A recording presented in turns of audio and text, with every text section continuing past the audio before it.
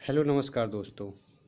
आइए आज आज हम स्टार्ट करते हैं ग्रामीण समाज की तीसरी सीरीज, जो बहुत ही इम्पोर्टेंट है और एग्ज़ाम में आए हुए क्वेश्चन हैं। तो आइए चलिए स्टार्ट करते हैं। अगर आपको पहली या दूसरी सीरीज देखनी हो तो डिस्क्रिप्शन में लिंक दिया गया है, वहां से आप जाकर के प्लेलिस्ट में देख सकते हैं। देखिए, पहला क्वेश्चन है हमारा, ग्रामीण समाज में कौन से वर्ग की जनसंख्या सबसे अधिक है। अगर क्वेश्चन आ जाए ग्रामीण समाज में, अब देखिए थोड़ा सा अंडर टू दिमाग लगाना है आपको। ग्रामीण की चर्चा कर रहा है तो ग्रामीण समाज में क्या होता है? उद्योगपति तो होते नहीं हैं, न व्यापारी होते हैं, न बुद्धिजीवी होते हैं, तो क्या होते हैं? सबसे ज़्यादा कृषक होते हैं। तो इसका सही आंसर जो है वो होता है कृषक। तो ग्रामीण समाज में कौन से वर्ग की जनसंख्या सबसे अधिक है? तो कृषक की है। अगला क्वेश्चन है, गांव के स्थायित्व में कौन सा आधार मुख्य रहा है? तो ये भी देखिए, तो क्या मुख्य आधार रहा है? तो कृषि व्यवसाय। तो क्या रहा है? कृषि व्यवसाय। तो इसका जो मुख्य आधार रहा है वो कृषि व्यवसाय रहा है। तो ये भी आपको ध्यान रखना है। अगला क्वेश्चन है, ग्रामीण समाज में स्त्री की निम्न स्थिति का मुख्य कारण क्या है? देखिए, रूढ़िवादिता, परंपरात्मक समाज, अशिक्षा और पर्दा प्रथा। जिसका मेन मुख्य कारण है वो है अशिक्षा। यानी ग्रामीण समाज में स्त्री की जो निम्न स्थिति का मुख्य कारण है वो क्या है? अशिक्षा है। अगला क्वेश्चन, जातियां केवल ऐसे परिवार हैं जिन्हें जन्म से ही आर्थिक अनुष्ठानों में विभिन्न प्रकार के कार्य प्राप्त हैं। यह कथन किसका है? ये बहुत ही इंपॉर्टेंट है। यह कथन है हाकार्ट का।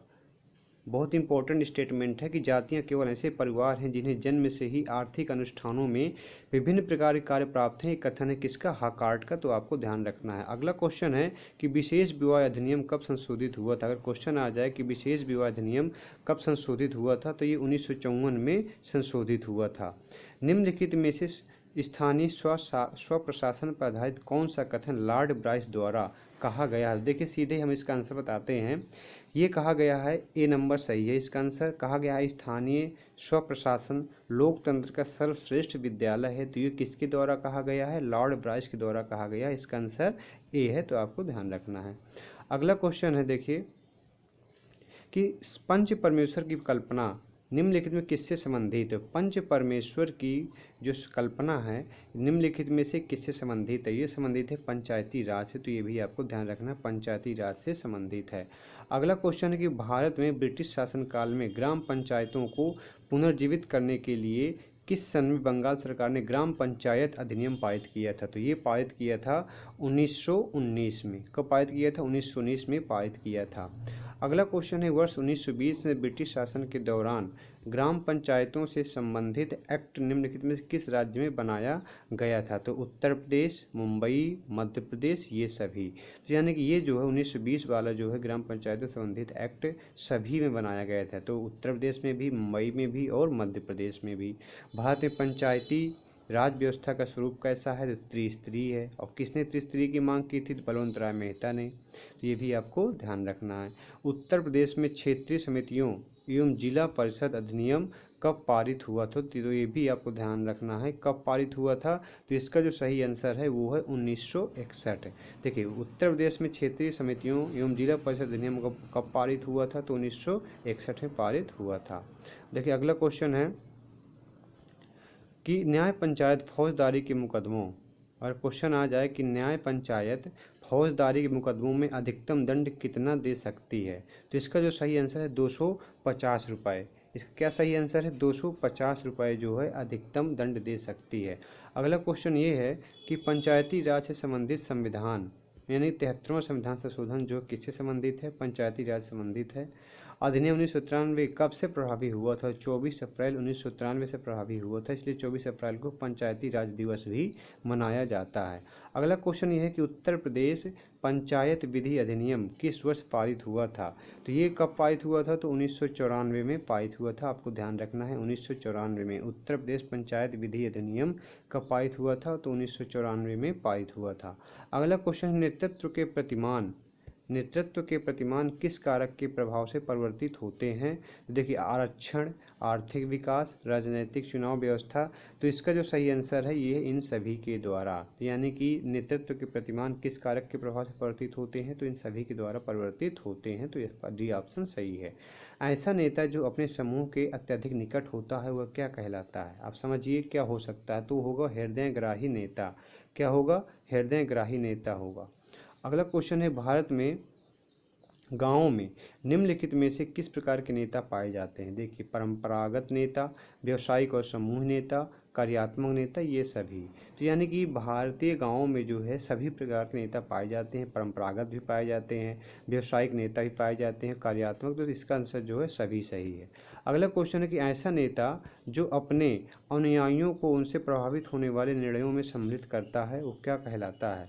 ऐसा नेता, ठीक है, तो ऐसा नेता कहलाता है जनतंत्री नेता। क्या कहलाता है? जनतंत्री नेता कहलाता है। ग्रामीण और नगरीय समाज में अंतर प्रस्तुत करने वाले समाज वैज्ञानिक इनमें से कौन सा है? तो इसका जो सही आंसर है 19वें का ए नंबर सही है। देखिए, सोरोकिन और जिमरमैन। तो ग्रामीण और नगरीय समाज में अंतर प्रस्तुत करने वाले समाज वैज्ञानिक हैं सोरोकिन और जिमरमैन, तो आपको ध्यान रखना है। नगर को चारों ओर से घेरने वाले ग्रामीण क्षेत्र को क्या कहते हैं? अगर क्वेश्चन आ जाए कि नगर को चारों ओर से घेरने वाले ग्रामीण क्षेत्र को क्या कहते हैं, तो उपनगर कहते हैं। क्या कहते हैं? उपनगर कहते हैं। अगला क्वेश्चन ये है कि वह स्थान जहां आबादी का 2/3 भाग कृषि में तथा 1/3 भाग द्वितीयक एवं तृतीयक में, द्वितीय एक तृतीयक व्यवसाय में लगा हुआ होता है, तो उसे क्या कहना चाहिए? तो उसे क्या कहते हैं? ग्रामीण कस्बा कहते हैं। तो आपको ध्यान रखना है, यानी कि 2/3 भाग जो कृषि में लगा हो, और द्वितीय तृतीयक का मतलब यह है कि व्यापार और सेवा क्षेत्र में, तो द्वितीय और तृतीय व्यापार और सेवा क्षेत्र में लगा हो, तो उसे क्या कहते हैं? ग्रामीण कस्बा कहते हैं। तो निम्नलिखित में से नगरीय समुदाय की विशेषताएं कौन सी हैं? अगर क्वेश्चन आ जाए कि निम्नलिखित में से नगरीय समुदाय की विशेषता कौन सी हैं, तो बृहदाकार, स्वयंसेवी संस्थाओं की अधिकता, अज्ञानता और संपत्ति का संकेंद्रीकरण। तो ये थोड़ा सा अज्ञानता इसका सही आंसर है, लेकिन इसमें थोड़ा सा डाउट है, तो इसको थोड़ा देख लीजिएगा। अगला क्वेश्चन यह है कि फैलते हुए उद्योग, तो क्या है इसका? फैलते हुए उद्योगों एवं भवनों के कारण नगरों का जो प्रसारण होता है, उससे बनने वाले नगरीय क्षेत्र को क्या कहा जाता है? तो देखिए, मेट्रोपोलिस, मेगापोलिस, कनुर्बेशन और सबर्बिया। तो क्या कहा जाता है? कनुर्बेशन कहा जाता है। तो ये भी आपको ध्यान रखना है। देखिए, अगला क्वेश्चन ये है कि नगरीय पुनर्चक्रण की संकल्पना का अर्थ क्या है? अगर क्वेश्चन आ जाए कि नगरीय पुनर्चक्रण की संकल्पना का अर्थ क्या है, देखिए इसका जो सही आंसर है वो है उद्योगों को शहर में दूसरी जगह स्थानांतरित करना। तो इसका बी ऑप्शन बिल्कुल सही है। इसका बी ऑप्शन सही है कि नगरीय पुनर्चक्रण की संकल्पना का अर्थ ये है कि उद्योगों को शहर में दूसरी जगह स्थानांतरित करना। अगला क्वेश्चन है कि नगरीय समाज में मानवीय संबंध अविलक्षित होते हैं। तो इसका क्या सही है? देखिए, इसका जो सही आंसर है वो है अप्रत्यक्ष और निर्वैयक्तिक संपर्कों से। इसका सही ऑप्शन डी है एकदम। क्या सही है? कि अप्रत्यक्ष और निर्वैयक्तिक संपर्कों से। तो नगरीय समाज में मानवीय संबंध अविलक्षित होते हैं अप्रत्यक्ष और निर्वैयक्तिक संपर्कों से।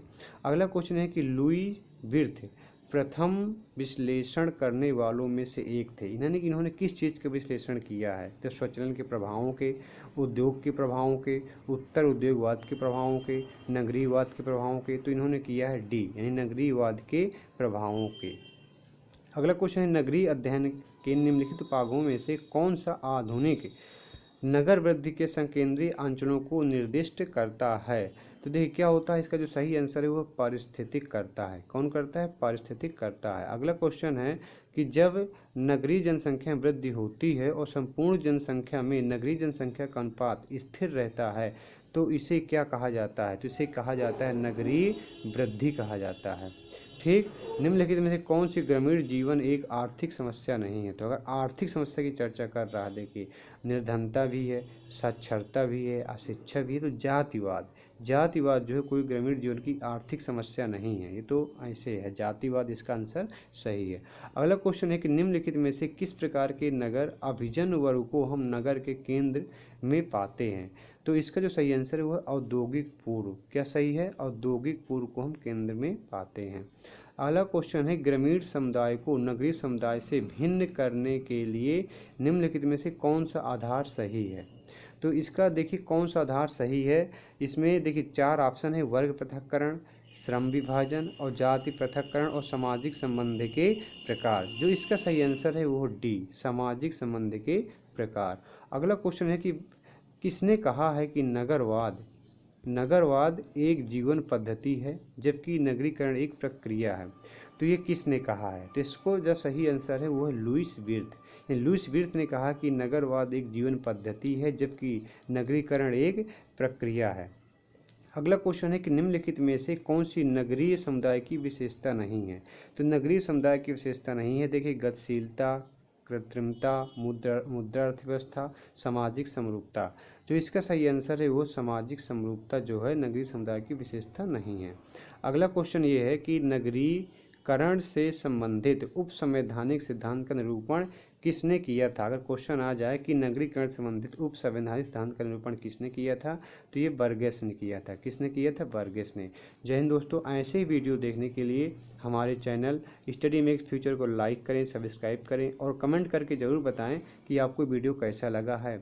जय हिंद दोस्तों।